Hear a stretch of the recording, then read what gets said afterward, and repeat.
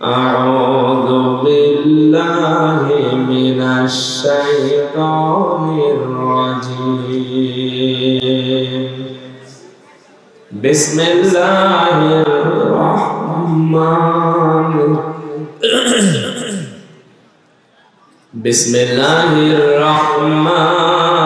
الرحيم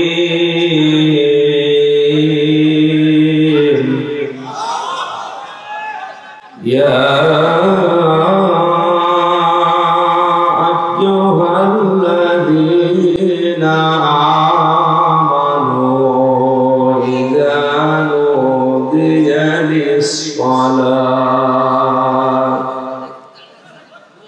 إذا نودي للصلاة من يوم الجمعة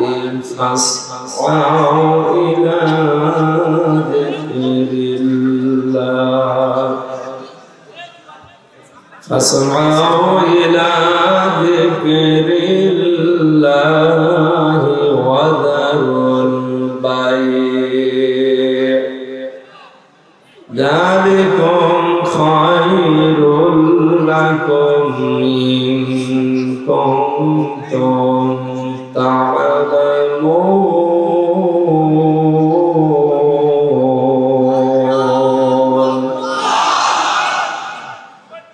فإذا قضيت الصلاة فانتشروا في الأرض وابتغوا من فضل الله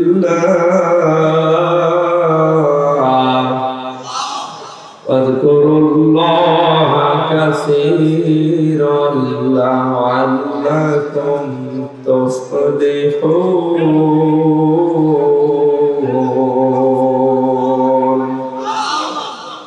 صدقت يا ربنا. عن أبي هريرة رضي الله تعالى عنه قال قال النبي صلى الله عليه وسلم الكاسب حبيب الله رواه ابن ماجه. وقال تعالى في شأن رسوله وما زادهم إلا إيمانا وتسليما. اللهم صل على محمد وعلى آل محمد كما صليت على إبراهيم وعلى آل إبراهيم إنك حميد مجيد. اللهم بارك على محمد وعلى آل محمد كما باركت على إبراهيم وعلى آل إبراهيم إنك حميد مجيد. الحمد لله.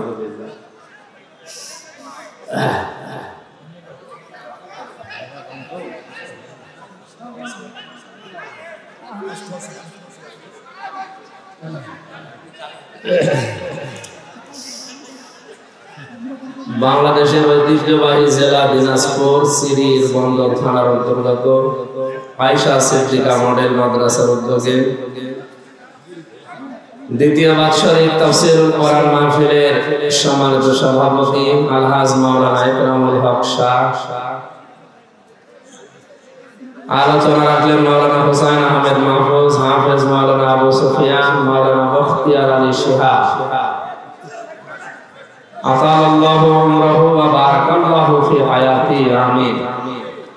প্রধান অতিথি জনাব আব্দুল আলিম সরকার, আলহাজ মঈনুদ্দিন শাহ, জনাব আবু হায়দার লিটন, জনাব আসির উদ্দিন গোলাপ, প্রধান অধ্যাপক ডক্টর মোহাম্মদ ওয়াসিম উদ্দিন শাহ, জনাব আবুল কালাম আজাদ, পৃষ্ঠপোষকতায় যারা আছেন বিশেষ করে রেজাউল করিম মানি, মোর্শেদ আলম জুন, মোহাম্মদ লিটন সরকার, সার্বিক সহযোগিতায় যিনি আছেন জনাব ফয়সুল ইসলাম টিটো, সম্মানিত মাহফিলের পরিচালক মাওলানা আমিনুল ইসলাম আমিন ভাই সহ আমন্ত্রিত অতিথিবৃন্দ, ওয়ারাফা'না লাকা যিকরা। এই মানুষ মানুষ কি আসছে?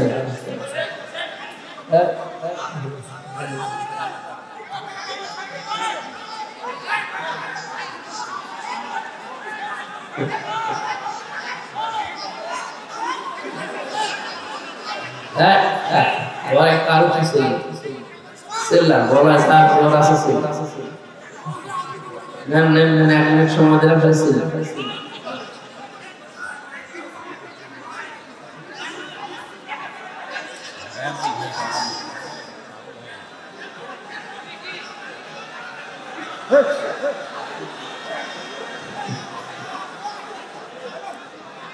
আপনাদের সারা বাংলাদেশে একটা বদনাম আছে জানেন?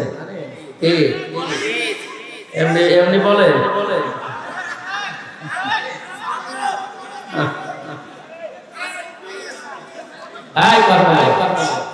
এখানে দাঁড়িয়ে আছেন কি?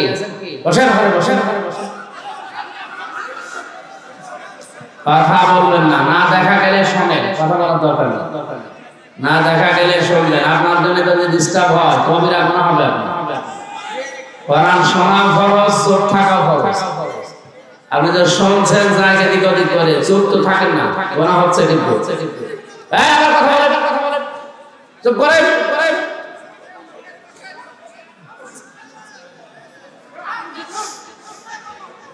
মঞ্চে বসা ওলামায়ে কেরাম, সামনে বসা মুসলমান ভাইরা, পর্দার আড়ালের সম্মানিতা মা এবং বোনেরা, মাইক ভালো ভাই, মাইকের আওয়াজ বাইরে দেওয়ার দরকার কি? আর কার মাইক? কার? হ্যাঁ, আওয়াজ লাগবে আমার কানে, আপনার মাইক বাইরে দিয়েছেন। ভাই কথা বলুন কেন? ওখানে বসেন না কেন? বসে পড়েন।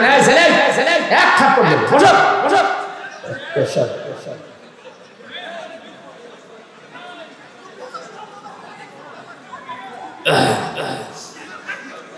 কথা বন্ধ করো ভাই, ভাই ধরে বলছি কথা বন্ধ করো। কথা বন্ধ করে না যাও কিন্তু চলে যাবো। আর দেখেন এবার কথা বলে আমি চলে যাবো, সত্যি চলে যাবো। কথা বন্ধ করেন।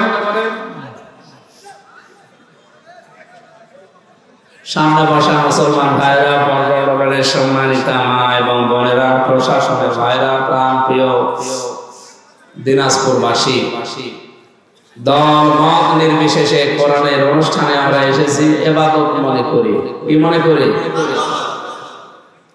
আমাদের বাস্তব অবস্থা হযরত ইউসুফ আলাইহিস সালামের মতো। হযরত ইউসুফ নবীকে যখন তার ভাইরা কুয়া থেকে এই মালিক নামে লোকটা তুলে বিক্রি করে দিচ্ছিল, যে দোষগুলো ইউসুফ নবীর প্রতি দিয়েছে তার ভাইরা, একটা দোষও সত্য নয়। ভাইরা তাকে বিক্রি করার সময় বলেছিল, এই বাড়ি থেকে পালিয়ে যাচ্ছে আমাদের কাজের লোক, গোলাম, এর চরিত্র ভালো না, চুরি করার অভ্যাস আছে, এই জন্য ওকে আমরা বিক্রি করে দিচ্ছি গোপনে, আপনি যদি নিতে চান নিয়ে যান। এখন বলেন তো, যে দোষগুলো দিল, গোলাম ছিল, চোর ছিল, চরিত্র খারাপ ছিল, ইউসুফ নবী ওই সময় কোন কথা বলেছিলেন? বলেন, জবাব দেন। কারণ জবাব দিলে এই সময় ক্রেতা যিনি আছেন এই আব্দুল মালিক নামে এই লোকটা চলে যাবে। পরবর্তীতে 10 ভাই মিলে এতক্ষণ তো কুয়ায় ফেলেছিল, এবার মাঠে নিচে দেবে, কেউ জানবেও না যে মারা গেছে। কারণ মরুভূমির ভেতরে মানুষ মেরে বালি সরিয়ে যদি ওই জায়গায় বুঝে রেখে দেয়, সমান করে দেয়, কেউ জানবে না যে ওখানে মানুষ মাটি দেওয়া আছে। সুতরাং তার চাইতে আমার এই লোকটার সাথে মিশরে চলে যাওয়া ভালো, অন্তত বেঁচে তো থাকতে পারবো। আজ তাম দুনিয়ায় তাকান, মুসলমানদের উপরে যে দোষগুলো দেওয়া হচ্ছে, যারা সন্ত্রাসী, এটা কি সত্য? তাম দুনিয়ার সবচাইতে বড় সন্ত্রাসী ইহুদিরা। আর ওরাই মিডিয়ার মাধ্যমে ছড়িয়েছে যে মুসলমানেরা সন্ত্রাসী। আমাদের নামে আরো যে বদনাম গুলো আছে আমি নাই বললাম, কিন্তু চোখ করে থাকা ছাড়া ইউসুফ নবীর মতো আমাদের কিছু করার নেই। কারণ এখন কিছু বললে যে আপনারা চলে যাবেন, তখন ধরে আমরা পুঁজি ফেলবো। এই জন্য অন্তত যা বলে বলবো, আমাদের বেঁচে থাকা লাগবে, আমরা যেন বেঁচে থাকতে পারি। এরপরে মিশরে যাই, দেখি কি অবস্থা দাঁড়ায়। যদিও আমি বিক্রি হয়ে যাচ্ছি, যাক, কিন্তু সময় আসবে যখন আমার এই টাকা পয়সা দিয়ে এই গোলামের জীবন থেকে আমি বেরিয়ে আসতে পারবো ইনশাআল্লাহ। সুতরাং ইবাদত মনে করে যারা এসেছেন, আজকের আলোচনার বিষয় কাজের সময় কাজ। এটা যে দুনিয়ার বিষয় না, শুধু আল্লাহ তাআলা কোরআনে আয়াত নাযিল করে জানিয়েছেন, এটা গুরুত্বপূর্ণ একটা বিষয়। রব্বানা আতিনা ফিদ দুনিয়া হাসানা, হে আল্লাহ দুনিয়ার হাসানা দাও, কল্যাণ দাও, শান্তি দাও, নিরাপত্তা দাও, রিজিক দাও, যাই বল। তাহলে দুনিয়ায় আগে চাওয়ার জন্য শিখিয়ে দিচ্ছে কে? আফিল আখিরাতি হাসানা, এরপরে আখিরাতে দিও। আল্লাহ কিন্তু আগে আখিরাতের কথা দিয়ে পরে দুনিয়ার কথা দিতে পারতেন। তার দুনিয়ায় যার ঠিক নেই, তাফসীর আছে আয়াতের, এই যার দুনিয়ায় ঠিক হবে না, ওর আখিরাতেও ঠিক হবে না। এজন্য দুনিয়াকে আগে শান্তি করা দরকার। শান্তি মানে হাসানা দিয়ে ভরপুর করা দরকার। দুনিয়ার হাসানা আমরা পেয়েছি তাফসীরে প্রায় 10টা। এগুলো যদি কেউ পায় তাহলে সে দুনিয়ার হাসানা পেয়েছে। আফিল আখিরাতি হাসানা, আখিরাতের হাসানা 5টা। যদি কেউ ওই 5টা পরবর্তীতে পায়, সে আখিরাতের হাসানা পাবে। অকিনা আযাবান নার, শেষে বলা হচ্ছে আল্লাহ তুমি চাই করো জাহান্নামে আমাদের দিও না, এই আগুন থেকে আমাদের বাঁচাও। জাহান্নাম থেকে কেউ যদি বাঁচতে চায়, মাত্র একটা কাজ দুনিয়ায় করা লাগবে। কয়টা? তাহলে আয়াতের প্রথম কথা যে দুনিয়ায় শান্তি দাও। কোন জায়গায়? আরো জোরে বলেন। পৃথিবীতে শান্তি পেতে হলে কাজে থাকা লাগবে। কাজ এটা হওয়া লাগবে আমার আল্লাহর নির্দেশ মতো। শুধু কাজ কারবার যারা করে, কাজে কোনো কষ্ট নেই, আপনি কি এটা ভাবেন? কষ্ট আছে। যাকাত ভিত্তিক অর্থনীতির মাধ্যমে যে মানুষগুলো সম্পদ অর্জন করে, এই কাজে কষ্ট নেই আছে। দুইটা কাজেই কষ্ট আছে। একটা দেখানো পথ হচ্ছে আল্লাহ, আর একটা দেখানো পথ হচ্ছে শয়তানের। আমরা যেহেতু মানুষ, আল্লাহর সৃষ্টির সেরা, আমরা গোলাম আল্লাহ, দাস আল্লাহর, বান্দা আল্লাহ। এজন্য আমরা দেখানো পথে চলবো আল্লাহ। শয়তান আমাদের প্রকাশ্য দুশমন বা শত্রু। শত্রুর সাথে দুশমনের সাথে যে আচরণ করা লাগে, আমরা ইনশাআল্লাহ এখন থেকে তাই করি। অনেকেই মনে করে শয়তান মানে ও যে আজাজিল শয়তান। পৃথিবীতে আর শয়তান নেই। ইন্নাল মুবাযযিরিনা কানু ইখওয়ানাশ শায়াতিন ওয়া কানা শাইতানু লিরাব্বিহি কাফুরা। এই পৃথিবীতে যারা অপচয় করে তারা শয়তানের ভাই। কোরআন পড়ে আপনি এমন একটা আয়াত দেখাতে পারবেন না যে বড় বড় গুনাহ করেছে কিন্তু শয়তানের ভাই বলে আল্লাহ আখ্যা দিয়েছে, আমি পাইনি। এই শুধু একটা গুনার কারণে যারা অপচয় করে, এরা কি বলেন বলেন? কত বড় কঠিন বিষয় এটা। অথচ অপচয় আজ দেদারসে চলছে। আল্লাহ এই কথা বলে শেষ করে দেননি। আল্লাহ নিজে প্র্যাকটিক্যাল মানুষকে অপচয় করেন না সেটা দেখিয়েছে। বিজ্ঞান আজ প্রমাণ করছে মানুষের এই খাবার খাওয়ার পর পাকিস্তানিতে যে যেটা হজম হয়, এটা পিত্ত রস ওখান থেকে তৈরি হয়ে ওই খাবারের উপরে যখন পড়ে ফোঁটা ফোঁটা হয়ে, তখন খাবারগুলো হজম হতে সাহায্য করে।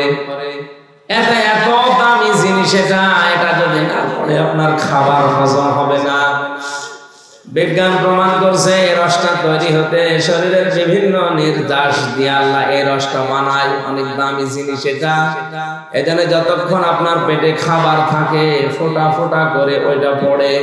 খাবার বন্ধ হয়ে গেলে অটোমেটিক মেশিনের মতো ওটা বন্ধ হয়ে যায়। যে এতটা খাবার হজম করার জন্য লাগে, খাবার না থাকলে ওটার দরকার নেই। এত দামি জিনিস খাবারের নির্যাস দিয়ে ওটা বানানো হয়। আমার আল্লাহ এটা অপচয় করবেন, নষ্ট করবেন, এই জন্য আল্লাহ ওটা অটোমেটিক বন্ধ করে দিয়েছেন। দুনিয়ার মানুষকে জানিয়েছে তোমরা আর যাই করো অপচয় করবা না, আমি নিজে অপচয় করি না। আমরা বুঝলাম শয়তানের ভাই যারা অপচয় করে, যারা আরো জোরে বলেন, শয়তানি আমরা দেখতে পাই না, যারা বাংলাদেশে আজ অপচয় করবে এরা আমাদের দুশমন, শত্রু। দ্বিতীয় নম্বরে শয়তান বলা হয় তাদেরকে যারা অশ্লীলতা ছড়ায়। আস্তে আস্তে শয়তান জান্নাতের ভেতরে হযরতে আদম এবং হাওয়াকে উলঙ্গ অবস্থায় দেখে খিলখিল করে হেসেছিল। এটা তো আমি বানালাম। সূরা আরাফের ভেতরে আমার আল্লাহ জানিয়েছেন হযরত আদম ও হাওয়া তাদের দুইজনের পোশাক যখন খুলে পড়ে গেছে, শয়তানের ইচ্ছা ছিল না যে তাদেরকে জান্নাত থেকে বের করে দেবে। না, জান্নাতে আছেন, থাকেন, অসুবিধা নেই, কিন্তু আপনার লজ্জা স্থান আমি দেখবো। এই জন্য শয়তান যৌনতা ছড়াতে ভালোবাসে। আজও যারা বিভিন্ন জায়গায় যৌনতা ছড়ায়, বুঝবেন এটা আসল, টাটকা, নির্ভেজাল শয়তান। তাহলে এদের সাথে সম্পর্ক হবে শত্রু এবং দুশমনের মতো। কথা বলেন। মানুষ আজ অনেকেই নিজে অন্যায় করে আর দোষ দেয় শয়তানের। কাজ করছে নিজে আর গালি দেয় শয়তানকে। আপনি ওইটা বুঝে যদি গালি দিতে পারেন, যারা অশ্লীলতা ছড়ায়, নিজেদেরকে প্রদর্শন করে, চামড়ার ব্যবসা করে, এই মানুষগুলো শয়তান।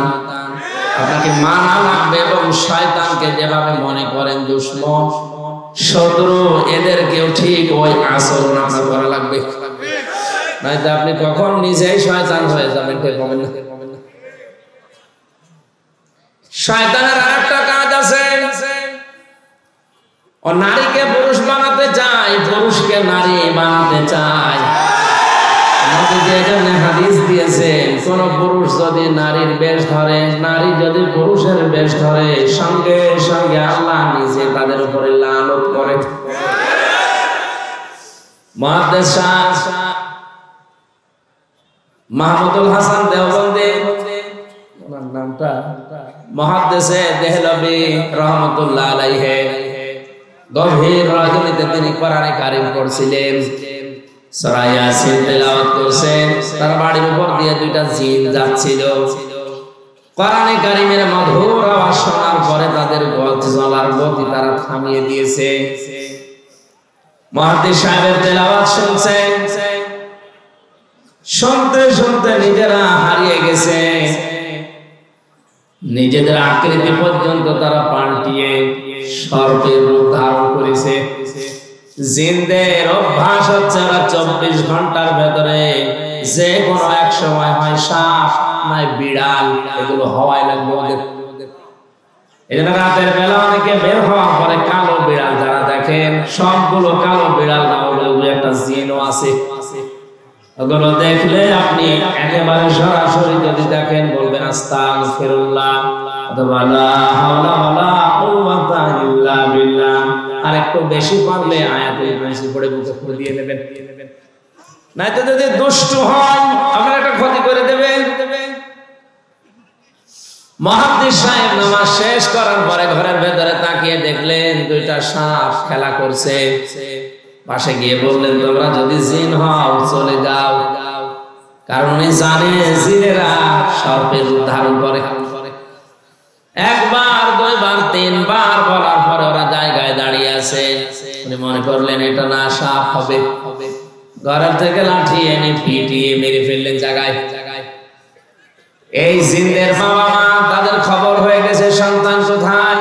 অনুসন্ধান করতে করতে এসে মুহাদ্দিস সাহেবের ঘরের ভেতরে পেয়েছে। মুহাদ্দিসকে সহ দুইটা সন্তান মরা নিয়ে গেছে তার নিজেদের দেশে। জিনদের লক্ষ লক্ষ জিনেরা আছে, এটা তাফসীরে হাক্কানিতে পাবেন আপনি। আমি শিক্ষার জন্য বলছি। লক্ষ লক্ষ জিনদের সামনে জিনের পিতা ডাক দিয়ে বললেন, মুহাদ্দিস সাহেব, আপনি আমার দুইটা সন্তান পিটিয়ে মেরে ফেলেছেন। আমি ইচ্ছা করলে কোরআনের নির্দেশ অনুযায়ী আপনাকে মেরে ফেলতে পারি। কারণ কেউ যদি কাউকে হত্যা করে তার তিনটা শরত আছে। এক নম্বরে তাকে মেরে ফেলা লাগবে। দুই নম্বরে ওই লোকটা যদি জরিমানা দিয়ে দিয়ত দিয়ে তার পরিবারস্থ লোকদের কাছে ক্ষমা নিয়ে নেয়, এটার দ্বারা তার মাফ হবে। আমাদের দেশে মানুষ হত্যা করার জন্য যে ফাঁসির অর্ডার দেওয়া হয়, 30 বছর জেল দেওয়া হয়, এটা কিন্তু কোরআনের নিয়ম না। আমি বহু মানুষকে 3টা বছর জেলে থাকা অবস্থায় মার্ডার মামলার আসামি দেখেছি। জিজ্ঞাসা করে, হুজুর আমি অন্যায় ভাবে হোক আর ন্যায় ভাবে যেভাবে হোক একটা মানুষ মেরে ফেলেছি, আমার যে সরকার 30 বছর জেল দিবে এই দেশের আইনে, আমার কি মাফ হয়ে যাবে? আপনি যাকে মারলেন এর বিনিময়ে এক কথা হচ্ছে আপনাকে মেরে ফেলা লাগবে, দ্বিতীয় কথা হচ্ছে যদি মেরে ফেলা না হয় ওই লোকটার আত্মীয় স্বজন যারা আছে, ছেলে মেয়ে, বাবা মা, স্ত্রী, তাদেরকে আপনার, ওরা যদি বলে 20 লাখ টাকা দেন আপনাকে মাফ করে দেব, আপনি যে ক্ষতি করলেন ওই টাকা দিলে আপনি মাফ পেয়ে যাবেন। 20 বছর 30 বছর আপনারা জেল খাটা লাগবে না। এটা ইসলামের নিয়ম। এটা কি ছিল? কোরআনে কারীম আয়াত শোনালেন জিনেরা, ইয়া আইয়ুহাল্লাযীনা আমানু কুতিবা আলাইকুমুল কিসাসু ফিল কতলা। ওহে যারা ঈমানের দাবি করো তাদেরকে বলছি, হত্যার বদলে হত্যা এটা আমি আল্লাহ লিখে দিলাম। কি করলাম? আরো জোরে বলেন। আল্লাহ কিন্তু ফারাজা শব্দটা দেননি। আলেম যারা আছেন তাদেরকে বলছে আল্লাহ কুতিবা দিয়েছেন। ফরজ শব্দ দিলেও তো অর্থ হয়ে যেত, কাতাবা দিলেন কেন? আমি যদি এখন এখানে সভাপতি যিনি আছেন বলি যে এই জমিটা আপনাকে আমি দিয়ে দিলাম মৌখিক, এর কোনো দাম আছে? তাহলে ওই জমিও আমার না, এর দেওয়ার ক্ষমতা আমার নেই। আর আমি যদি এই জমির মালিক যিনি তাকে দিয়ে দলিলে সই স্বাক্ষর করে লিখে ওনার হাতে বলে এই যে লিখিত, ওই জিনিসের দাম নেই।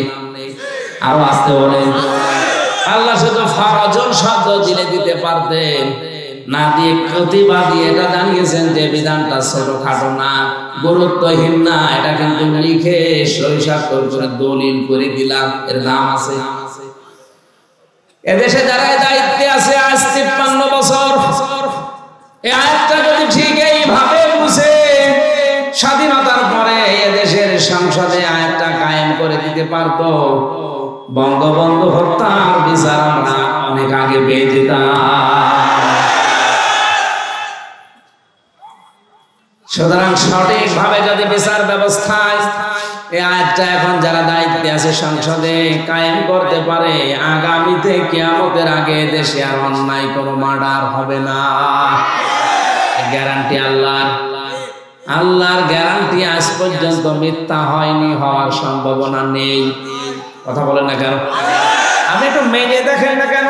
ফামান তাবিআ হুদায়া ফালা খাউফুন আলাইহিম ওয়ালা হুম ইয়াহজানুন।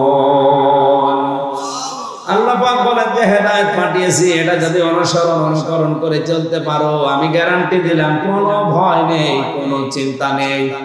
যে সমস্ত ভয়গুলো মানুষ আজ করে, যে রাস্তায় গেলে আমরা অনেকে খুন হয়ে যাই, বাড়িতে থাকলে অনেকে গুম হয়ে যায়, এই ভয়টা কোরআন গ্যারান্টি দিচ্ছে যে থাকবে না।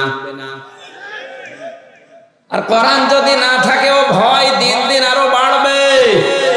এজন্য আমাদের উচিত হচ্ছে 96% মুসলমানের দেশে কোরআন এর এই আইনটা সংসদে পাস হোক। এক কথা বলেন, কিয়ামতে অন্তত যে গলাগুলো সাক্ষী দিল, কিয়ামতের ওই ময়দানে আল্লাহ যেন এই কণ্ঠগুলোকে আমাদের এই আয়াতের পক্ষে থাকার কারণে সাক্ষী হিসাবে কবুল করেন। আরে ভাই ছোটখাটো বিষয় কিয়ামতে আল্লাহ দেখবে। ইব্রাহিম নবীর পক্ষে ছিল একটা ব্যাঙ, এই জন্য ব্যাঙের পোশাক আল্লাহ পাক করে দিয়েছে। ইব্রাহিম নবীর বিপক্ষে ছিল একটা কাংলাস, এই জন্য কাংলাস দেখলেই মেরে ফেললে 10টা নেকি হয়। ওনাদের দ্বারা কোনো কাজ কিন্তু হয়নি, কাংলাসের দ্বারা কোনো কাজ হয়নি, ব্যাঙের দ্বারাও কাজ হয়নি। কারণ এমন আগুন জ্বলছিল 1 কিলোমিটার উপর দিয়ে যদি পাখি উড়ে যায় ঝলসে পড়ে যেত। এত বড় বিশাল অগ্নিকুণ্ড, এখানে ব্যাঙের পোশাকের কাজ হবে? বলেন না কেন? কিন্তু ব্যাঙের এই পোশাককে হযরত জিবরাইল দেখার পরে জিজ্ঞাসা করলেন, তুমি যে পোশাক করো কোনো কিছু করতে পারবা? ব্যাঙ তার বলেছে, রে ফেরেশতা আমি জানি আমার পোশাকে কাজ হবে না, কিন্তু আমার মালিককে আমি দেখাতে চাই যে আমি তোমার খলিলের পক্ষে আছি, ওই বেটা নমরুদের বিপক্ষে আছি। আল্লাহ এত বেশি পছন্দ করলেন কথাটা, ওই দিন থেকে কিয়ামত পর্যন্ত যত ব্যাঙ আসবে সব ব্যাঙের পোশাককে আল্লাহ পাক বলে ঘোষণা করে দিয়েছেন। এদিকে তাকান, একটা ব্যাঙ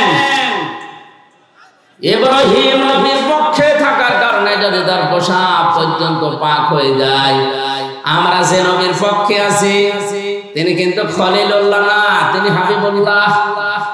বলেন বলেন, খলিলুল্লাহ আর হাবিবুল্লাহর পার্থক্য কি? খলিল বলা হয় ওই বন্ধুকে যে বন্ধু আমার আল্লাহর জন্য সব করতে পারে, আর হাবিব বলা হয় ওই বন্ধুকে যে বন্ধুর জন্য আমার আল্লাহ সব করেছেন। করে বলেন সুবহানাল্লাহ। ইব্রাহিম নবীর পক্ষে থাকার কারণে যদি ব্যাঙের পোশাক পাক হয়ে যায়, আমরা মুহাম্মদ রাসূলুল্লাহ হাবিবুল্লাহর পক্ষে থাকলে আমাদের জীবন পাক হয়ে যাবে। এই জন্য আল্লাহর আয়াতের পক্ষে যারা সায় দিলেন, আপনি মানেন না সেটা আলাদা, কিন্তু আপনাকে রায় দেওয়া লাগবে যে আমরা এই আয়াতটা সংসদে দেখতে চাই। হাজারো মানুষ জেলখানাতে, প্রায় 1 লাখের উপরে মানুষ এখন জেল খাটছে সারা বাংলাদেশে। অধিকাংশ গুলো লক্ষ্য করলে দেখা যায় মার্ডার মামলা। গাজীপুরের কাশিমপুর কারাগারে প্রায় 1200 মানুষ এখনো ফাঁসির দণ্ডাদেশ নিয়ে মাথায় দিয়ে টাইম ছেড়ে কাটাচ্ছে। 10,000 মানুষ ওখানে আছে, 4 জেল মিলে প্রায় 1200-1300 মানুষ শুধু ফাঁসির আসামি, এদের ফাঁসি দেওয়া হবে। এদের 1 নম্বর অপরাধ হচ্ছে মানুষ হত্যা করেছে, এই কারণেই তো ফাঁসি দেয়। জিনদের পিতা ডাক দিয়েছে, মুহাদ্দিস সাহেব আমি কিন্তু আয়াত অনুযায়ী আপনাকে মেরে ফেলতে পারি, কিন্তু আমার একটা হাদিস জানা আছে, কোন সৃষ্টি যদি তার আকৃতি পাল্টিয়ে ফেলে তাকে মেরে ফেললেও কোনো গুনাহ নেই। আমার সন্তান 2টা তাদের নিজেদের আসল আকৃতি পাল্টিয়ে সর্পের আকার ধারণ করেছে। আপনি যেটা বললেন যে 3বার তাদের বলার পরও তারা শোনে নাই, এই জন্য আপনি না বুঝতে পেরে মেরে ফেলেছেন। আমি আপনার কোনো দোষ দিতে চাই না, তবে একটা কথা, যে কোরআন শুনতে গিয়ে জীবন গেছে, স্থান ত্যাগ করে নাই। আপনার এই মধুর কণ্ঠ দিয়ে আমাদেরকে ওই কোরআন থেকে একটা কিছু শুনিয়ে বিদায় করেন। মুহাদ্দিস শাহ ওয়ালিউল্লাহ দেহলভী রাহমাতুল্লাহ আলাইহি তার মধুর কণ্ঠ দিয়ে কোরআনের সবচেয়ে সুন্দর সূরা যেটা সূরা রহমান তেলাওয়াত করে শোনালেন। আর রহমান আল্লামাল কোরআন খালাকাল ইনসানা আল্লামাহুল বায়ান। হাজার হাজার জিনেরা অজ্ঞান হয়ে গেছে, হুশ যাদের ছিল তারা সঙ্গে সঙ্গে বলে উঠেছে, উলুহিয়া ইলাইয়া আন্নাহু ইসতামাআ নাফারুম মিনাল জিন্নি ফাকালু ইন্না সামি'না কুরআনান আজাবা। তারা বলেছে অবশ্যই যে ওহী শুনলাম এটা আশ্চর্য কোরআন। শব্দের দিকে খেয়াল করেন, ইয়াহদি ইলার রুশদি ফাআমান্না বি।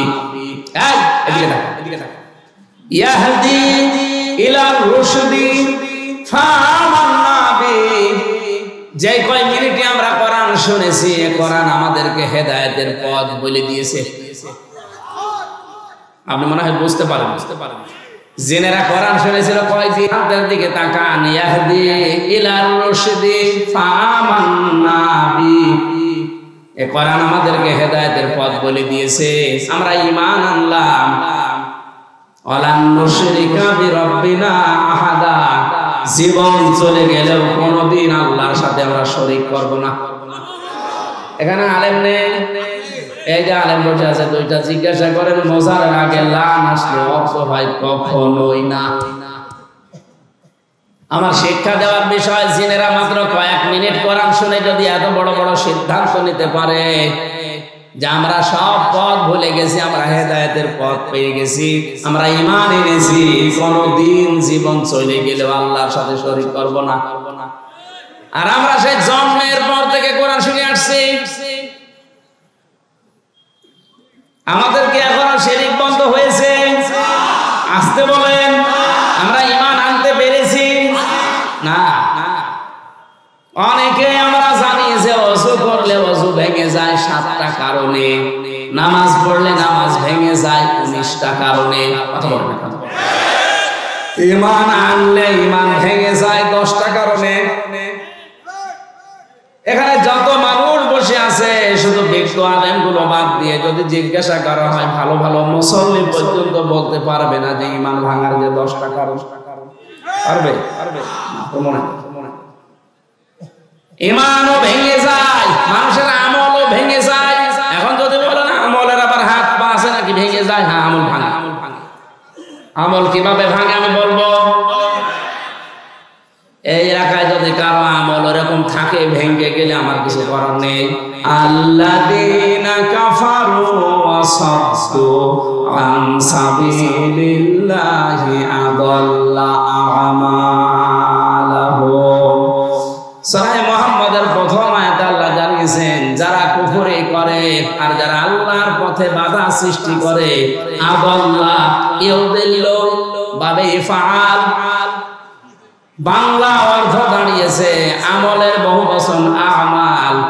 কোন মানুষ যদি কুফরি করে আর আল্লাহর পথে বাধা সৃষ্টি করে, সে যেভাবে হোক ওর জীবনের পেছনের আমল আল্লাহ সব নষ্ট করে দিয়েছে, ভেঙে ফেলেছে। এ কোরআন শুনতে আসবে মানুষ আল্লাহর পথে না শয়তানের পথে? আরো জোরে বলেন। মাওলানা আমিনুলকে যারাই বাধা দিয়েছে, আমি সজ্ঞানে স্বেচ্ছায় একেবারে বাস্তবতার সাথে মিলিয়ে কোরআন সামনে নিয়ে বলছি, আপনি নামাজ পড়তে পারেন, পাগড়ি মাথায় দিতে পারেন, হজ করতে পারেন, কোরআন অনুষ্ঠান চালু হবে বাধা দেওয়ার জন্য যারাই বিভিন্ন কায়দায় চেষ্টা করেছেন, আপনার আমল ভেঙে গেছে। হুজুর নিয়ে আসবেন, এবার নিয়ে আসেন।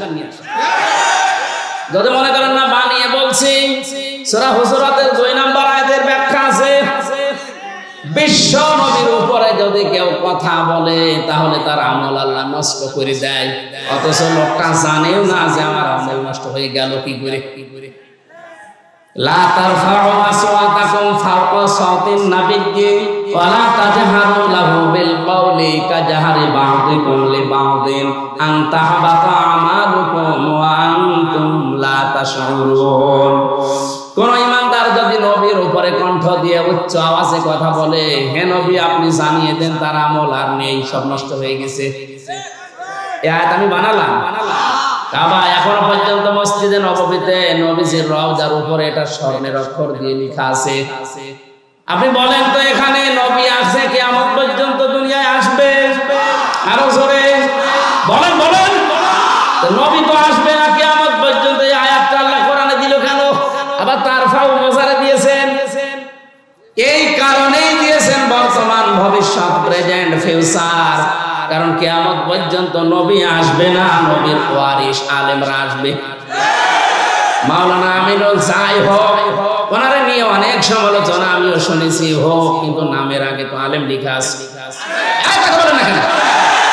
আপনি এটা অস্বীকার করতে পারবেন যদি কামেল পাস করেনি? অন্তত এই দেশের শিক্ষা ব্যবস্থা অনুযায়ী উনি তো আলেম, এদেশে সবাই জানে মাওলানা আমিনুল সিরির মন্ত্রের আলেম। আপনি যাই করেন না কেন, উনি তো আর গানের অনুষ্ঠান দেয়নি যে আপনি বন্ধ করে দেবেন। কোরআন শোনার যে ব্যবস্থা করার জন্য চেষ্টা চালিয়েছিল, এমনি এমনি চোখ দিয়ে পানি বের হয়নি। একটা মানুষ কতটা দুঃখ পেলে 15 দিন ঘুমাতে পারেনি, আপনাদেরকে কোরআনে কারীম শোনাবে এই জন্য। সুতরাং কোরআন শুনতে যারা বাধা সৃষ্টি করেছেন, সে যেভাবেই হোক না কেন আপনার আমল কিন্তু ভেঙে গেছে। এদিকে তাকা, এদিকে তাকা। নামাজ ভেঙে যাওয়ার কারণ আমরা জানলাম কয়টা? 19টা। কয়টা? ওযু ভেঙে যাওয়ার কারণ কয়টা? আমল ভেঙে যাওয়ার কারণ কয়টা? 2টা। আন্দাজে শুনছি। সূরা মুহাম্মাদের প্রথম আয়াত বলে দিলাম না যে 2টা? কথা বলেন না কেন? পৃথিবীর যে কোনো জিনিস আপনি দেখবেন সেটা নষ্ট হয়ে যাওয়া, ভেঙে যাওয়ার একটা পথ আছে।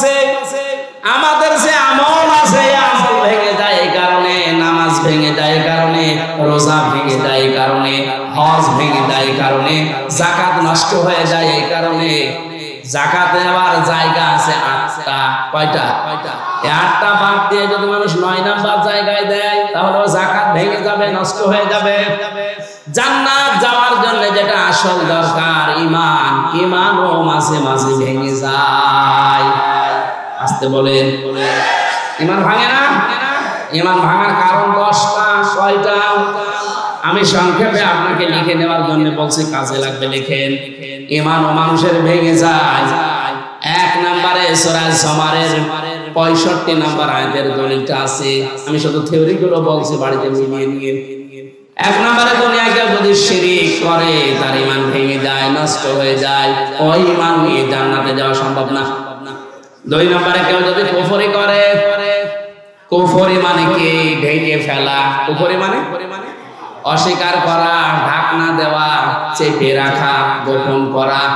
আল্লাহর কোন বিধান জানার পরে যদি কেউ চেপে রাখে, গোপন করে, সেও প্রকারান্তে কাফের, তারও ঈমান ভেঙে গেছে। আর এইটা বাংলাদেশে এখন বেশি।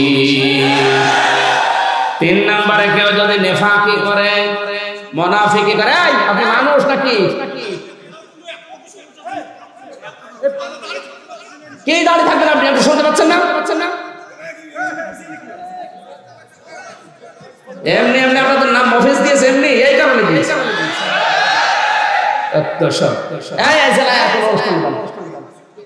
পাগল ছাগলের এলাকায় কি মরলাম?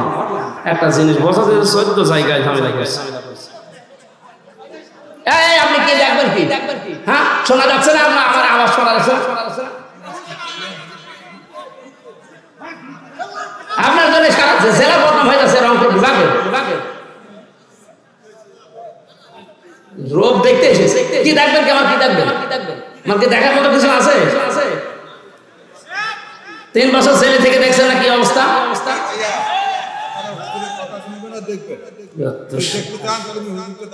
হ্যাঁ, তারপরে দিচ্ছে, আপনি দেখে চলে যান বাড়ি।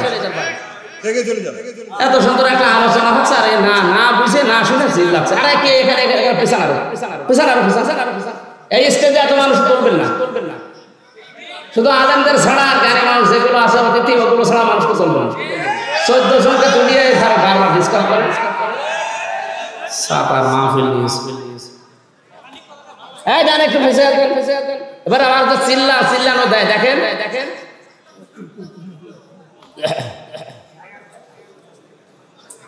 যান, ওটা আর বলবো না, যান, ওটা বাদ দিয়ে দিলাম।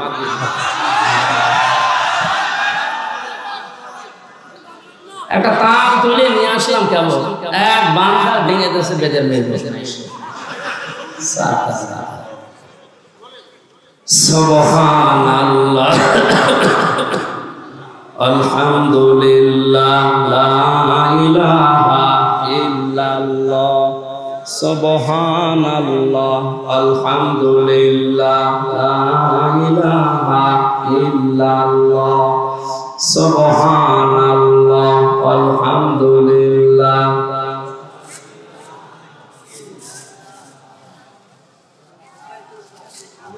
এবার তো আওয়াজ দেন না?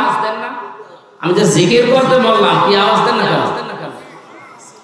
সুবহানাল্লাহ, আলহামদুলিল্লাহ, লা ইলাহা ইল্লাল্লাহ, সুবহানাল্লাহ।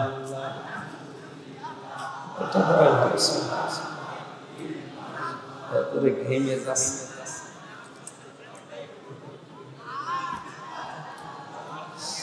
সুবহানাল্লাহ, আলহামদুলিল্লাহ, লা ইলাহা ইল্লাল্লাহ।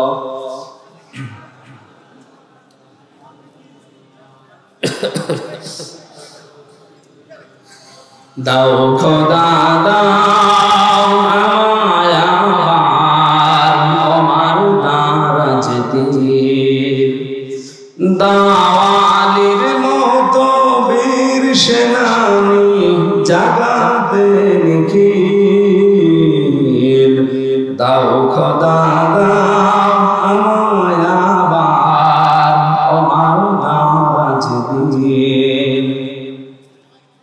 হামজাকে যাও ঘরে ঘরে জীবন দিতে অকাতরে, হামজাকে দাও ঘরে ঘরে জীবন দিতে অকাতরে, আবার কাবা ভাঙতে এলে পাঠাও বাণী, তাও খোদা দাও আমায় আবার ওমার গাজদিন, সচ্চা ঈমান দিয়ে পাঠাও শত সাহাবা, যাদের দেখে বিশ্ব আবার বলো মারহাবা। আবার পাঠাও আবু বকর, ফিতনা ফাসাদ শোক সমর, অনটুট পাহাড় সম দাও সে মনের মিল, দাও খোদা দাও আমায় আবার ওমার গাজদিন।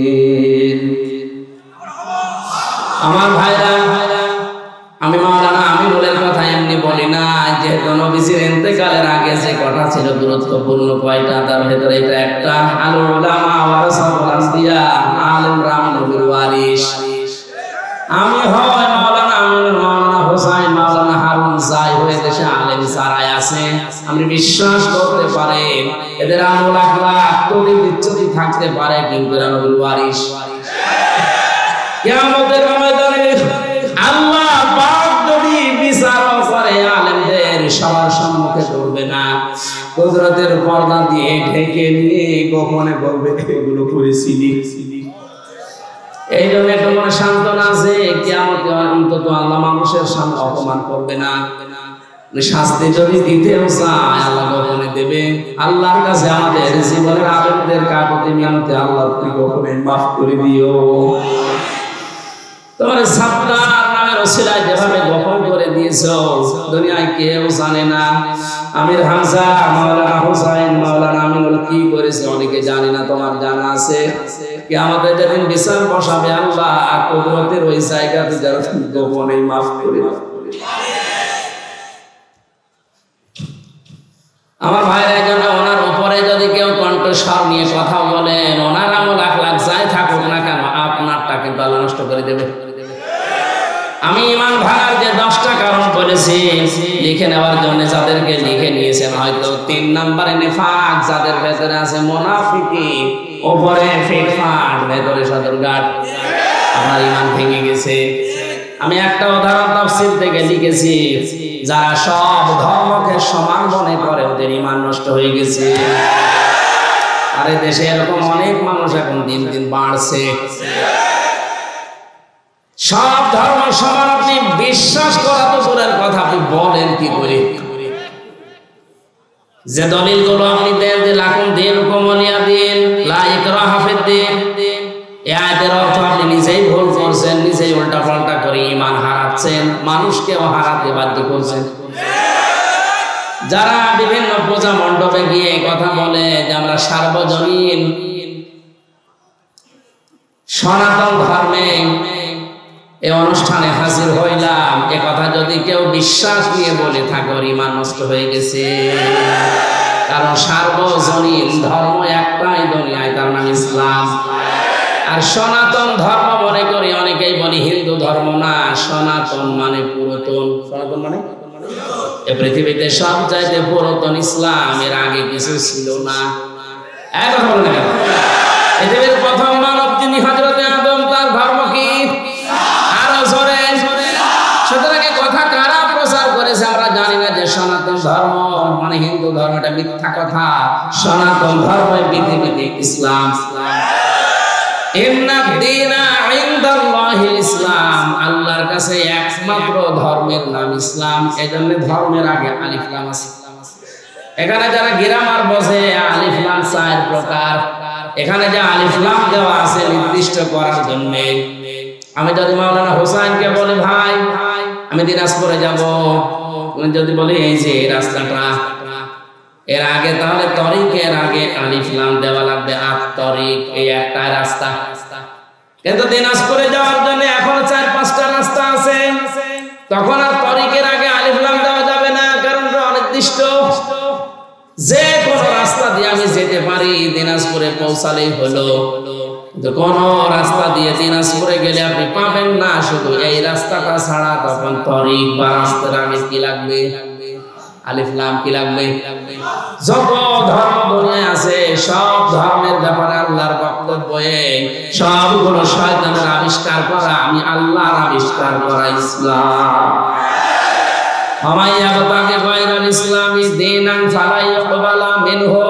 ইসলাম বাদ দিয়ে অন্য কোন ধর্ম নিয়ে, অন্য কোন জীবন ব্যবস্থা নিয়ে কেউ যদি আল্লাহকে রাজি করতে চায়, ওর জীবনের কোনো কিছু আল্লাহ কবুল করছে না, করবে না। তাহলে আয়াতগুলো দ্বারা কি প্রমাণ হয়? সব ধর্ম সমান। আরো জোরে অনেকে এখন ফতোয়া বের করছে যে আমরা উদারতা দেখাতে গিয়ে বলি আপনি কি আল্লাহর চাইতে বেশি উদার। আশা করছি এটা যারা ভুল বুঝে হোক আর জেনে শুনে হোক ষড়যন্ত্র করে বলছেন, আপনার ঈমান ভেঙে গেছে। 4 নম্বরে, নবী ছাড়া যারা অন্য কারো আদর্শ ভালো মনে করে। কয়েকদিন আগে একটা জরিপ পেয়েছিলাম, এদেশে বিশ্ব নবীকে একমাত্র আদর্শ মেনে চলে মাত্র 100 জন। তাহলে এই যে পয়েন্টগুলো আমি কোরআন থেকে হাদিস থেকে লিখেছি, প্রত্যেকটার পেছনে হায়াতের দলিল আছে। আমি দলিলগুলো লম্বা করে বলতে পারছি না, শুধু আমার সাবজেক্টে যাব। তাই যারা আজ বিশ্ব নবী বাদ দিয়ে অন্য কাউকে আদর্শ মানে, তাদের সংখ্যা এই দেশে 85 জন। আর একমাত্র যারা বিশ্ব নবীকে উসওয়াতুন হাসানা মানে, ওদের সংখ্যা মাত্র 15 জন। আপনি হিসাব করে বলে, আমরা খালি চিল্লাই যে দেশে 96% মুসলমান। হ্যাঁ, মুসলমান আছে, আদম শুমারিতে আছে, আর ওই আগা কাটা আছে। অনেকেই ভাবে যে আগা কেটে দিলেই মুসলমান। ছাগল কি ছাগলের দেয় না? না, ভুল যারা করছেন আপনাকে সংশোধনী দিলাম, আশা করছি আপনার বিবেক কমবে। এরপরেও যদি আপনি একেবারে সে আবু জাহেলের মতো অনড় হয়ে থাকে, আমার মনে হয় আপনার হেদায়েত কপালে আসবে।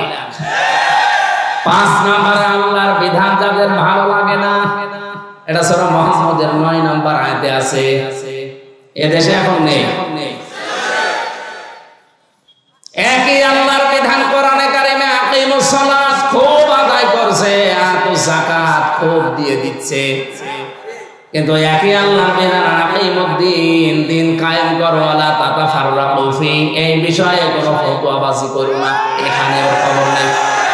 দিনটা যে কায়েম করা ফরজ, নামাজের মতো, রোজার মতো, অনেকেই জানেও না, মানেও না। অথচ পৃথিবীতে যত নবী এসেছিলেন, আমি আলেমদের বলছি, প্রত্যেকটা নবীর শরীয়তে কম বেশি কোনো মাসলা মাসাইল নিয়ে একটু ঝামেলা ছিল। হয়তো অনেক নবীর সাথে আমাদের নবীটা মেলেনি। যেমন হযরত মুসা আলাইহিস সালামের জামানায় কারো শরীরে যদি লাপাক লেগে যেত, ওই জায়গাটা এরকম মুছে ফেললেই হয়ে যেত। হযরত ঈসা নবীর জামানায় একটু কঠিন ছিল, কোন জায়গায় নাপাক লেগে গেল চামড়া খুশিয়ে খুশিয়ে তুলে ফেলে লেগে লাগলো। আল্লাহ পাক কঠিনটাও দেননি, একেবারে সহজটাও দেননি, আমাদের মাঝামাঝি শরীয়ত দিয়েছেন যে চামড়াও তোলা লাগবে না, আবার মুছে ফেললেও হবে না, 3 বার ধুয়ে ফেলা লাগবে। হ্যাঁ, এই যে মাসলা মাসালে হয়তো বিভিন্ন নিয়ম নীতি নিয়ে মতপার্থক্য ছিল, কিন্তু আদম থেকে শুরু করে আমাদের নবী পর্যন্ত প্রত্যেকের মিশন একটাই ছিল, আনাকিমুদ্দিন ওয়ালা তাতাফাররাকু ফি। নামাজ যেভাবে কায়েম করো, রোজা যেভাবে ফরজ মনে করে করো, দিন কায়েম করা কিন্তু ঠিক ওই রকম ফরজ। আর এই বিষয়ে কোনো পার্থক্য, মত পার্থক্য, ফতোয়াবাজি, দলাদলি চলবে না। আর যত দলাদলি, মত পার্থক্য সব এই জায়গায় এসে, এদেশে মানুষ যত তার চাইতে দল বেশি। এটা মিথ্যা কথা, কারণ এমন লোক আছে একজন 2-3 দল করে,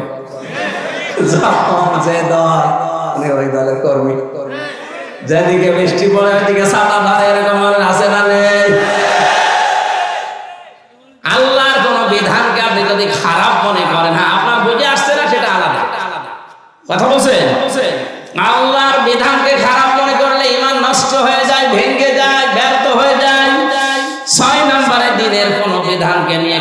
কটাক্ষ করে, উপহাস করে, মর্যাদা দিতে না চায়।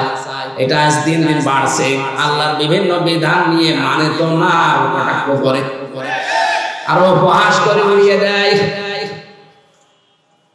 আমি একটা উদাহরণ দিচ্ছি আল্লাহর কোরআন থেকে, একটু খেয়াল করে শোনেন। কোরআনের কোন আয়াত বোঝার জন্য কেউ যদি চেষ্টা করে তার কিন্তু 500 রাকাত নফল নামাজের সওয়াব।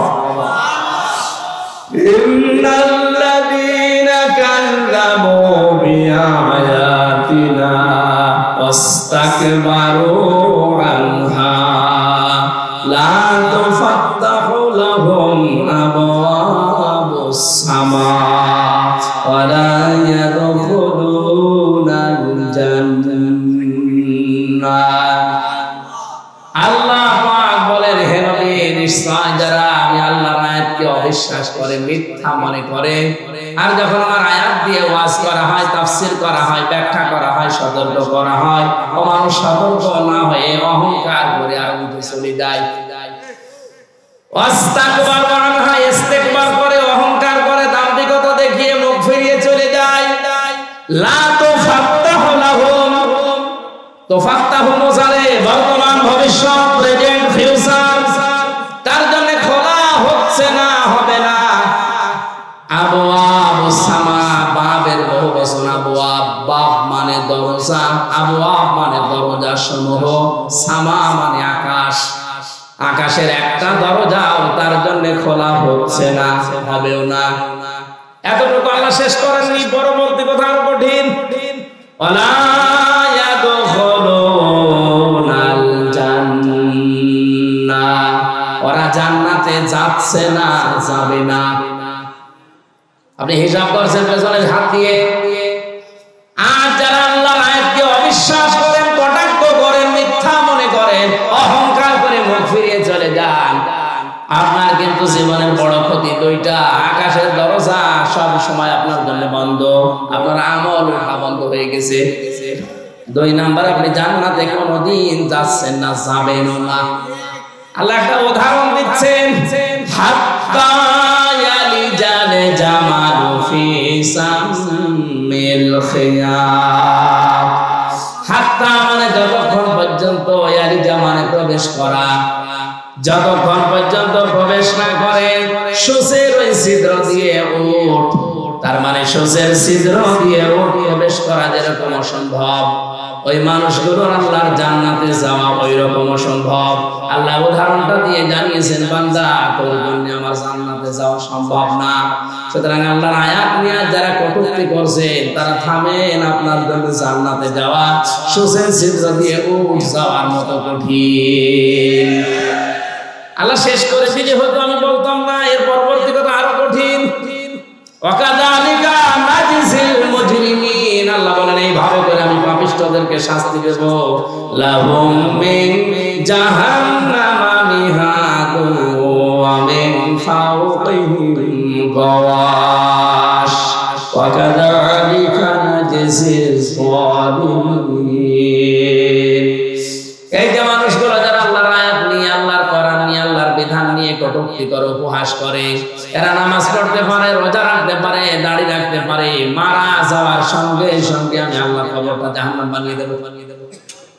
আল্লাহ শুধু এতটুকু দেননি, আল্লাহ এর পরবর্তী শব্দের দিকে খেয়াল করেন, মিহাদু ওয়া মিন ফাওকিহিম গাওয়াশ, ওদের কবরের ভেতরে রাখার সঙ্গে সঙ্গে পেছনে নিচে যে বিছানাটা, এটা হয়ে যাবে আগুনের বিছানা, উপরে দেওয়া হবে আগুনের চাদর। জোরে বলেন নাউজুবিল্লাহ। এই আয়াতটা আমার চোখের সামনে যখন আসে আমি দেখতে পাই দেশে অনেকেই এখন এই আয়াতে শামিল। অথচ এরকম মানুষ মারা গেলে আমরা অনেকে উপরে ফুল দিয়ে রাখি। সারা জীবন যে আল্লাহর আয়াতকে উপহাস করে, ঠাট্টা করে, আল্লাহর বিধানকে যার পছন্দ হয় না, এই মানুষটা মারা গেলে উপরে ফুল কেন, 2 তলা বিল্ডিং কেন, 15 তলা বিল্ডিং বানিয়েও কাজ নেই। কারণ আল্লাহ নিজে ওরে জাহান্নামের চাদরের বিছানা দেবে, জাহান্নামের চাদর দিয়ে ঢেকে দেবে। জোরে বলেন নাউজুবিল্লাহ। আমার ভাইরা, যদি ঈমান যেন আপনার ভেঙে না যায়, সতর্ক থাকবেন। 7 নম্বরে যারা জাদুকর, এদের ঈমান ভেঙে যায়। এলাকায় মনে হয় নেই। 8 নম্বরে মুসলমানদের বিরুদ্ধে যারা ষড়যন্ত্র করে, এটা এখন বেশি। কথা বলে না কেন? মুসলমানদের বিরুদ্ধে, মানুষের বিরুদ্ধে না, মুসলমানদের বিরুদ্ধে যারা ষড়যন্ত্র করে, এই লোকটার ঈমান ভেঙে যায়। মান সালিমাল মুসলিমুনা মিন লিসানিহি ওয়া ইয়াদিহি, ওই লোকটা আসল মুসলমান যার হাত থেকে মুখ থেকে মানুষেরা নিরাপত্তা পায়। ঠিক আছে, ঠিক আছে, না ঠিক ঠিক, এই আপনি কি শুনলেন? এভাবে শুনতে হবে। আমি অর্থ করলাম, কি আপনি বলছেন ঠিক আছে, ঠিক আছে। মান সালিমাল মুসলিমুনা মিন লিসানিহি ওয়া ইয়াদিহি, ওই লোকটাই প্রকৃত মুসলমান যার হাত থেকে মুখ থেকে মানুষেরা শান্তি পায়। ঠিক আছে, ঠিক আছে, হয়নি হয়নি। কি শোনে ওরা আলেম বলে? আরে ভাই শব্দের দিকে খেয়াল করে শুনবেন, আমার ভুল হলে ধরে দেবেন। এমনি এমনি আপনি স্টেজে বসে আছে, না না না, হয়নি হয়নি। এখানে কিন্তু এই জন্যই তাফসীর মাহফিলে আসার আগে সূক্ষ্ম কিছু শব্দ যেগুলো ক্লাসে পাওয়া যায় না, এই শব্দগুলো গবেষণা করে বের করা লাগে। কোন মানুষ যদি মানুষ হয়ে মানুষের উপরে জুলুম করে, তার বিরুদ্ধে কিন্তু আল্লাহর মামলা আছে, এটা আলাদা বিষয়। সূরা শুরা 42 নম্বর আয়াতে আল্লাহ দলিল দিয়েছেন, ইন্নামাস সাবিলু আলাল্লাযিনা ইয়াজলিমুনান নাস। আমি আল্লাহর মামলা, আমি আল্লাহর অভিযোগ তাদের বিরুদ্ধে যারা মানুষ হয়ে মানুষের উপরে জুলুম করে। আল্লাহ এখানে ইয়াজলিমুনা আল মুসলিমুনা দেয়নি, দিয়েছে ইয়াজলিমুনা। বলেন বলেন, হিন্দু কি মানুষ না? খ্রিস্টান, ইহুদি, তাহলে মানুষ মতবাদে যারা বিবেচিত, সে যে ধর্মের হোক, ওর উপরে কেউ যদি জুলুম করে, তার অধিকার নষ্ট করে, তার বিরুদ্ধে মামলা কার, এটা আলাদা বিষয়। কিন্তু এখানে আল্লাহর নবী নাস শব্দ দেননি, দিয়েছেন মুসলিমুনা। কি দিয়েছেন? আমি এইটা বোঝানোর জন্য বলছিলাম, ওই লোকটা আল্লাহর কাছে প্রকৃত মুসলিম যার হাতের দ্বারা আর মুখের দ্বারা মুসলমানেরা নিরাপত্তা পায়। আপনি কেমন মুসলমান? আপনার হাতের দ্বারা আর মুখের দ্বারা মুসলমানেরা শান্তিতে থাকে না, আরো আতঙ্কে থাকে। এখানে ইয়াদি মানে এই হাত শুধু না, ক্ষমতার হাত, কথা বলে আইনের হাত, টাকা পয়সার হাত, প্রভাব প্রতিপত্তির হাত, এই হাত হতে পারে। এক একটা শব্দের প্রায় 33টার উপরে অর্থ আছে, সর্বনিম্ন 33টা, উপরে 99টা। যেখানে যেই শব্দটা খাটবে অ্যাপ্রোপ্রিয়েট হবে, ওইটা ওই জায়গায় আপনাকে লাগানো লাগবে। এই জন্য তাফসীর করতে গেলে এক শব্দের একাধিক অর্থ আপনার জানা থাকতে হয়, না একটা শব্দের একটা অর্থ জেনে যদি শুরু করতে চান, আপনি উলটপালট করে ফেলবেন। কোরআনে কারিমে আল্লাহ দরবা দিয়েছেন, দরবা মানে মারা। দরবা মানে কি? আমাদের সে মিজান গুন সাহেব পড়িয়েছে, দরবা মানে আঘাত করা, দরবা মানে মারা। অথচ তাফসীরের ভাষায় 33টার উপরে শব্দ আছে। দরবা মানে দৃষ্টান্ত দেওয়া, দরবা মানে সফর করা। আমার সবগুলো এখন মনে নেই, আমার যতটুকু আয়াত আছে আমি মিলাতে পারি কোরআন পড়তে গেলে, যে এই জায়গায় দৃষ্টান্ত হবে, এই জায়গায় সফর করা হবে, এই জায়গায় মারা হবে।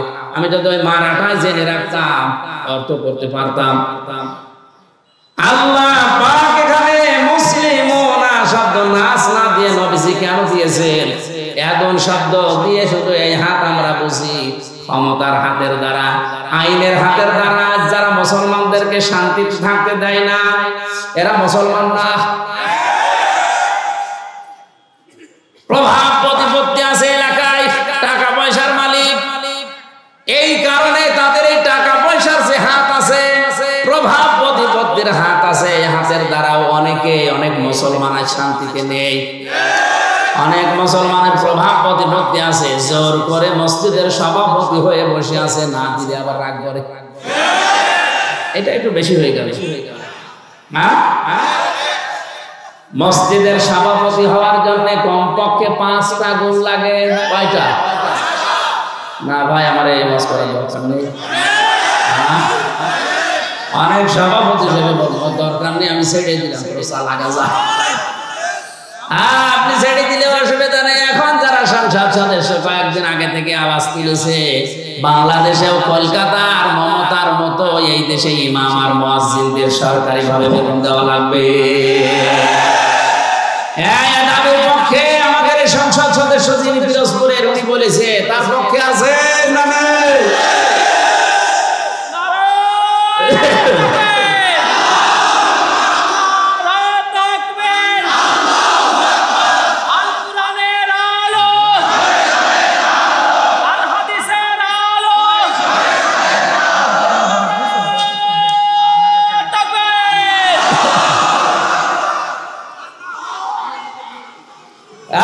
পৌরসভার নেতার যিনি আছেন, ড্রেন পরিষ্কার করে, টয়লেট পরিষ্কার করে, তার যদি বেতন দেওয়া যায় 3 লক্ষ 3.5 লক্ষ মসজিদের ইমামের বেতন আর মুয়াজ্জিনের বেতন দিতে গেলে আমাদের প্রধানমন্ত্রী পাইবে না।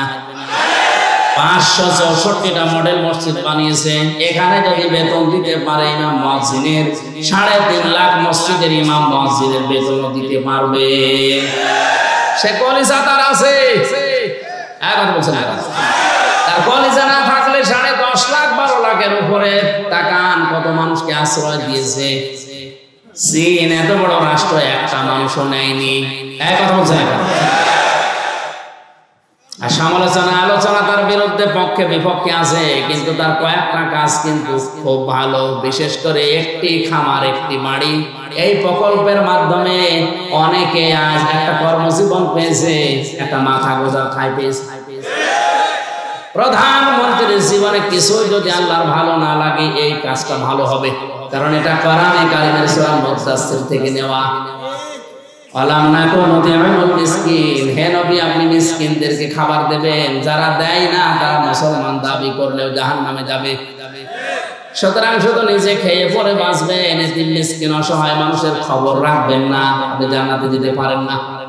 উনি হয়তো এই আয়াত থেকে এই শিক্ষাটা নেওয়ার জন্য একটি খামার একটি বাড়ি প্রকল্প চালু করেছিল।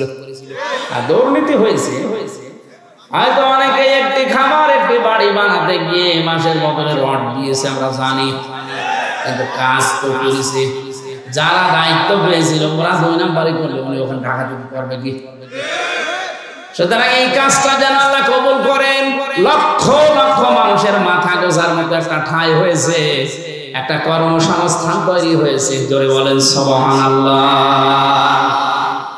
আমি কিন্তু শিক্ষা দেওয়ার জন্য যে জায়গায় ছিলাম ওখানে ফিরে যাচ্ছি, যে মানুষগুলো কাউকে মুসলমানদের বিরুদ্ধে ষড়যন্ত্রে লাগিয়ে দেয়, এই লোকটা আর মুসলমান থাকে না, ঈমান ভেঙে যায়। 9 নম্বরে কাউকে যদি কেউ ইসলামের ঊর্ধ্বে মনে করে, ঈমান নষ্ট হয়ে যায়। আমি এই শব্দটা আর বলবো না। কাউকে আপনি ইসলামের ঊর্ধ্বে মনে করতে পারবেন না, এমনকি নবীজিও না। কারণ নবীজি ইসলামের প্রচারক ছিলেন, ইসলামের খাদেম ছিলেন। বিশ্ব নবীকে যখন পাথর দিয়ে দিয়ে মেরে মেরে রক্তাক্ত করে ফেলে রাখতো, জিবরাইল এসে পাথরগুলো সরিয়ে বড় একটা পাথরকে বলতেন তোলা হয়ে যাও, তোলার মতো নরম করে ওখানে যখন শুয়ে দিতেন, জিবরাইলকে নবীজি বলে ভাই আমার কি কাজ? নবীজিকে আল্লাহ শুনিয়েছেন ফেরেশতা বলে যাও, যে দিনের জন্য নবীকে পাঠিয়েছি ওই দিনের জন্য মার খেয়েছে, সকাল বেলা থেকে মুহাম্মদ রাসূলুল্লাহর ওই দিনের প্রচার করাই কাজ। তাহলে দিনের মর্যাদা কত বেশি ইসলামের। এজন্য ইসলামের ঊর্ধ্বে কাউকে মনে করা যাবে না, সে যেই হোক। কথা বুঝতেছে? আমার কাছে আগে ইসলাম, আমি মুসলিম হিসাবে, এরপর অন্য কিছু। 10 নম্বরে ইসলামের কোন বিধানকে যারা ঘৃণা করে, এটা সূরা সেজদার 22 নম্বর আয়াতের ব্যাখ্যায় পাবেন। তাহলে আমি বলছিলাম দুনিয়াতে অনেক কিছু আছে যেগুলো করলে হয় না, ভেঙে নষ্ট হয়ে যায়। এই পৃথিবীতে শয়তানের যে বন্ধু, এই বন্ধু কিন্তু ভেঙে যায়। শয়তানের সাথে যারা বন্ধুত্ব করে, এই বন্ধুত্ব ভেঙে ফেলার বুদ্ধি আছে না নেই? আমরা যারা শয়তানের সাথে বন্ধুত্ব করলাম, এই যে অপচয় করে, অশ্লীলতা ছড়ায়, যৌনতা ছড়ায়, নবীদের, তার মানে নবীর ওয়ারিসদের মুখের উপরে জোরে কথা বলে, আল্লাহর পথে চলতে বাধা দেয়, এগুলো সব শয়তানের কাজ। কার কাজ? আল্লাহ আমাদেরকে হেফাজত করুন, বলেন আমিন। জুমার মাত্র 2টা আয়াত পড়েছিলাম। এমন গুরুত্বপূর্ণ বিষয় আল্লাহ আয়াতের ভেতরে দিয়েছেন, একটু খেয়াল করে তাফসীর আকারে শুনেন। ইয়া আইয়ুহাল্লাযীনা আমানু ইযা নুদিয়া লিস-সালাত, আল্লাহ পাক বলেন ঈমানদারেরা যেদিন আযান দেওয়া হয়, ইলা ইয়াউমিল জুমআহ, ইযা নুদিয়া লিস-সালাতি মিন ইয়াউমিল জুমআহ, জুমার দিন যখন আযান দেওয়া হয়, ডাকা হয়, আহ্বান করা হয়, ঘোষণা দেওয়া হয়, ফাসাউ ইলা যিকিরিল্লাহ, তোমরা আল্লাহর জিকিরের দিকে, নামাজের দিকে দৌড়াও। কে বলছেন? আরো জোরে বলেন।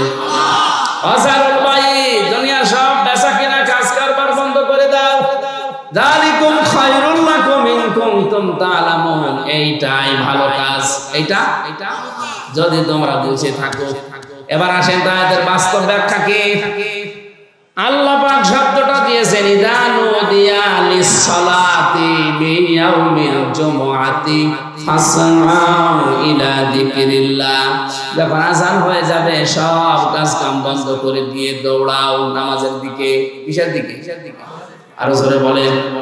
আর আমরা হাদিস শুনেছি এতদিন যে নবীজি জানিয়েছেন কেউ যেন নামাজের জন্য দৌড়িয়ে মসজিদে যাবা না। শুনেননি?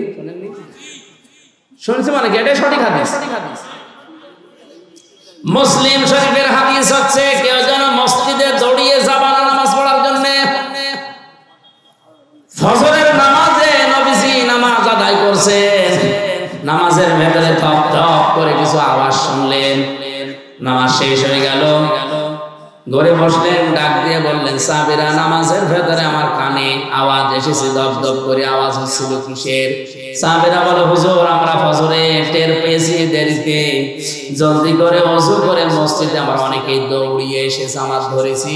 ওই দিন নবীজি হাদিসটি বলেছিলেন যে তোমরা কেউ দৌড়িয়ে সামাদ ধরবা না, যতটুকু পারা যায় ধীরে স্থির ভাবে নামাজ পাও, বাকি যেটা পাবে না কাজা করে নেবে।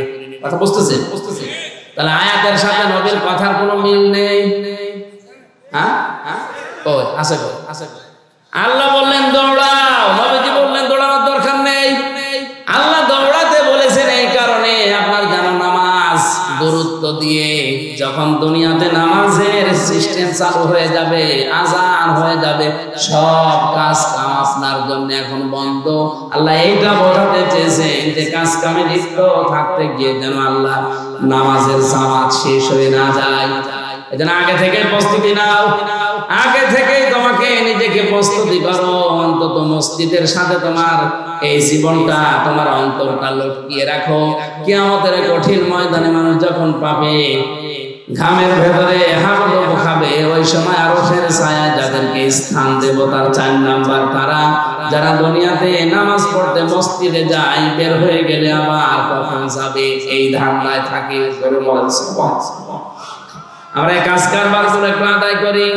ফাসাউ ইলা যিকিরিল্লাহর ব্যাখ্যা মানে দৌড়াতে বলেছে এই জন্য যেন আপনি আগে থেকে প্রস্তুতি নেন, নামাজ যেন নষ্ট না হয়ে যায়। এই কারণে সব কাজ কাম বন্ধ করে দিতে বললেন। এই আয়াতের সাথে বাংলাদেশের বাস্তবতার মিল হয় না, আমি অনেক ক্ষেত্রে দেখেছি। আল্লাহ বলছেন দৌড়াও নামাজের জন্য, সব কাজ কাম বেচা কেনা দোকানপাট যত কিছু আছে বন্ধ করা লাগবে। কে বলছেন? আরো জোরে। দিনাজপুরবাসী খেয়াল করেন, জমার নামাজ আযান থেকে শুরু করে একেবারে শেষ পর্যন্ত আমার মনে হয় 1-1.5 ঘন্টা সময় লাগে। কথা বলছেন এখন? আল্লাহ বললেন তোমাদের এইটাই ভালো কাজ, নামাজে আসো, কাজ বন্ধ করে দিয়ে। আর আমরা দেখছি না 1-1.5 ঘন্টা সময় লাগছে, অথচ এই দেশে এমন অনেক মানুষ আছে 1 ঘন্টায় 5 লাখ টাকা উপায় করে। আমরা বেশি মনে হয়ে যাচ্ছে। ঢাকাতে ডাক্তার মতিয়ার রহমানের বাড়ি খুলনা, অনেক পিত্তথলির পাথর বের করেন অপারেশন ছাড়া। ওনার 15 মিনিট সর্বোচ্চ সময় লাগে এক একটা অপারেশন করতে, 1,20,000 করে টাকা নেয়। 1 ঘন্টায় যদি 4টা 5টা করে কত টাকা হয়? উনি 1.5 ঘন্টা নামাজ পড়তে গেলে কমপক্ষে 7 লাখ টাকা ওনার লস হবে। এখন উনি যদি বাস্তবতা মেলে না। তুমি বলছো যালিকুম খায়রুল লাকুম, এইটাই ভালো কাজ, অথচ আমি দেখলাম না নামাজ পড়তে গেলে আমার 7 লাখ লস। আমার তো লাভ হচ্ছে না, লস হচ্ছে।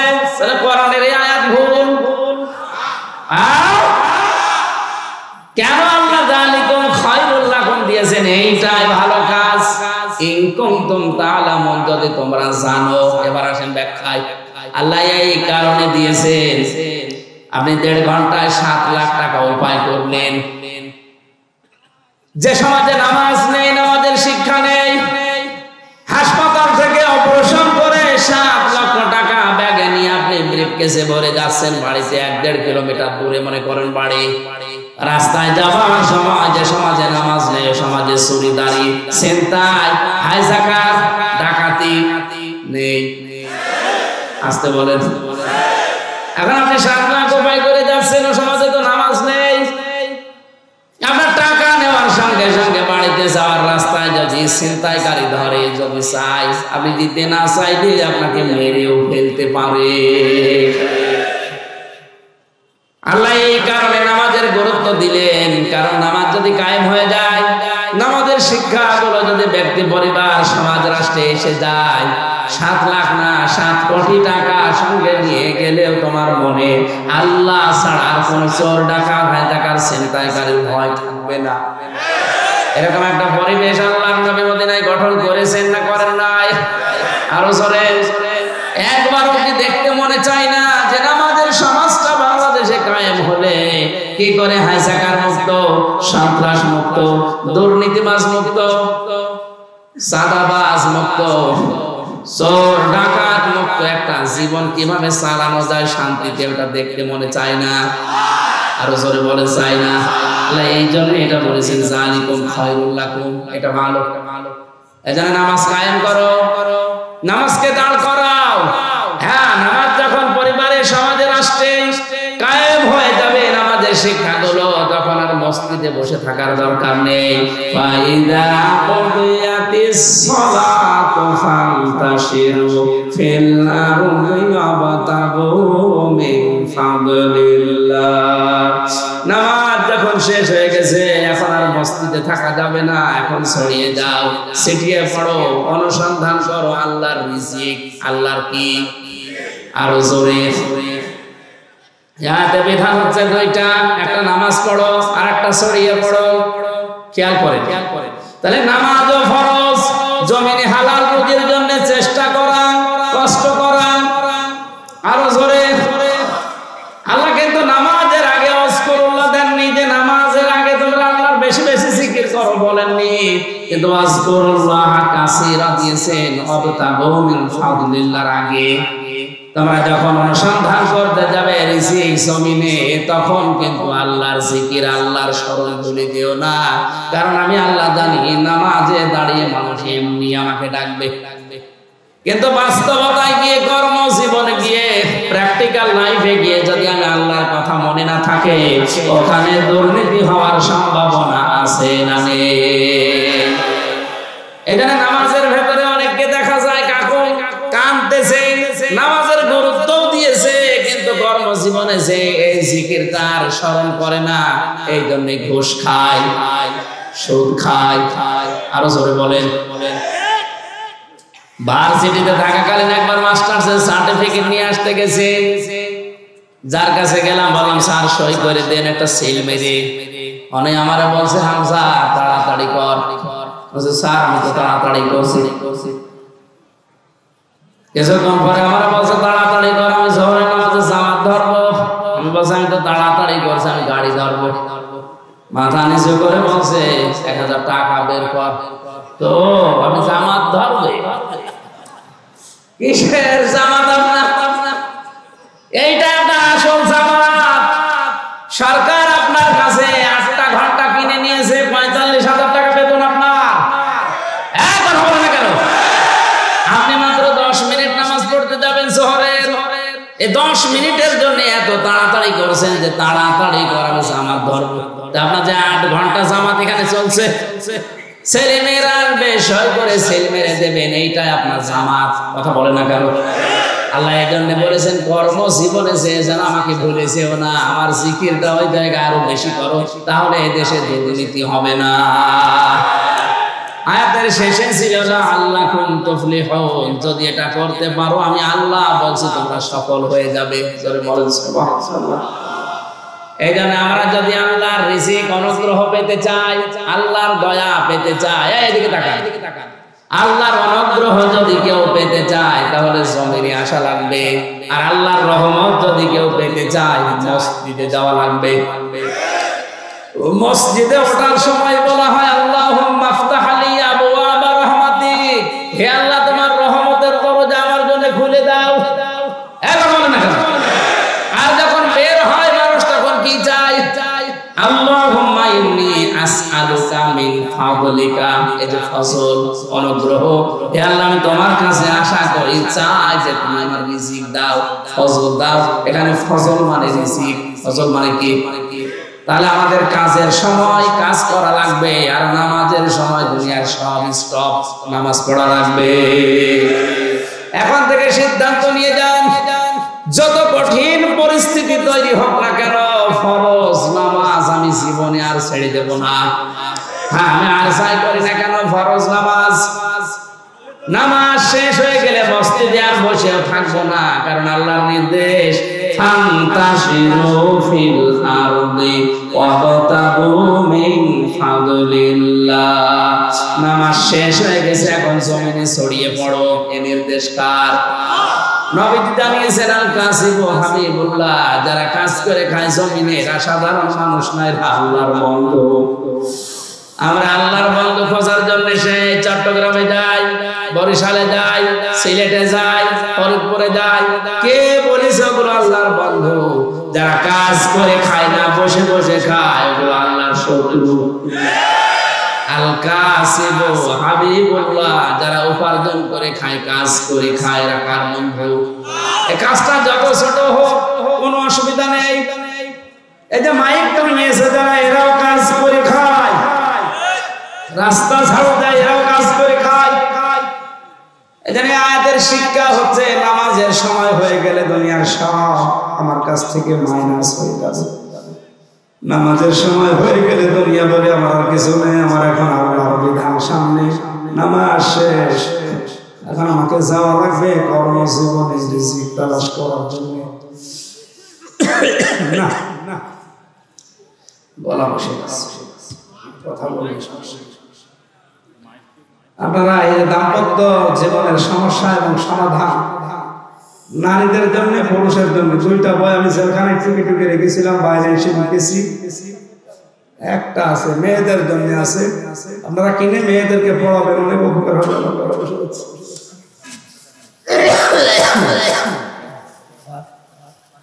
এ মাহফিলের খরচের জন্য আমাদের টাকা পয়সা ওঠেনি, আপনারা একটু দয়া করে যাদের সামর্থ্য আছে দিয়ে যাবেন। যারা ভেতরে আছেন একটু কয়েকজন উঠে এটা করে নেন ভাই, এমন হয়ে গেল।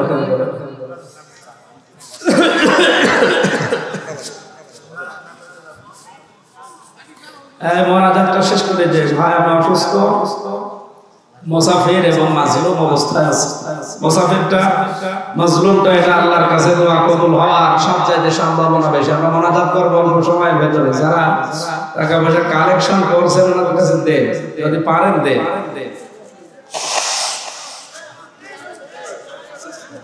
একটা অবস্থা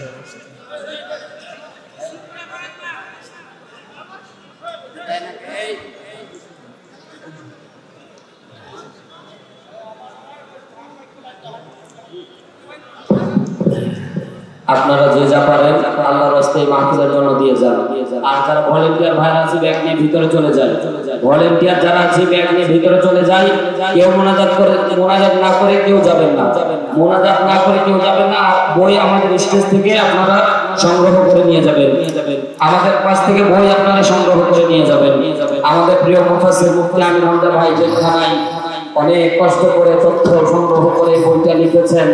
আপনারা কেউ এই বইটি যাদের দরকার তারা অবশ্যই নিয়ে যাবেন এবং মা বোনদেরকে দিবেন। আমার তুমি আমাকে আগের অবস্থায় স্বাভাবিক অবস্থায় ফিরিয়ে দাও। আমার কণ্ঠটা তুমি ভালো রাখো, সুস্থ রাখো শরীরটা, আমার এলেম তুমি বাড়িয়ে দাও, কোরআনের কথাগুলো সহজ সরল ভাষায় বলার তৌফিক